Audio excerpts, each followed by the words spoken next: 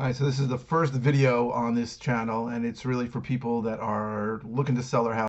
The first question we're going to ask is why would somebody sell to an investor, like a cash buyer, as opposed to listing it for sale? Historically, about 10% of all houses that sell um, do not get listed for sale. They get sold directly to a cash buyer.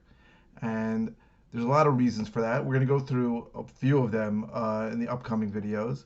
But there could be a lot of reasons. Some of the reasons we've seen are people don't like to deal with real estate agents. Sometimes people have to sell quickly.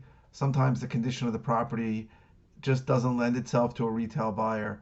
But just know that if you need to sell your property to an investor, it's very possible that you are not alone and that a lot of people you know have done it that way. Um, like I said, I think last year it was 18% in Nassau County. 18% of the houses sold were not sold on the market and listed for sale. But statistically, most places, most years, it's about 10%. So it could be any reason why either you need to move fast, you need to get rid of something that needs a lot of work, and you don't want to do the work. You don't want to put the money in. Maybe you've got a tax lien. Maybe you owe money and it's really getting tight, and you want to get rid of something in a way that is simple and does not lead to a lot of the problems that you get when listing, right? So just the usual give and take of why you'd sell to an investor is that the price the investor gives you is the price. It's not going to change. There's not going to be a million people coming in to look at the house and tell you how bad it is. No one's going to ask you to make changes and fix it. And they're going to close whenever you want. That could be quickly, that could be in like 10 days to 2 weeks, and that could be in 5 months if you need more time.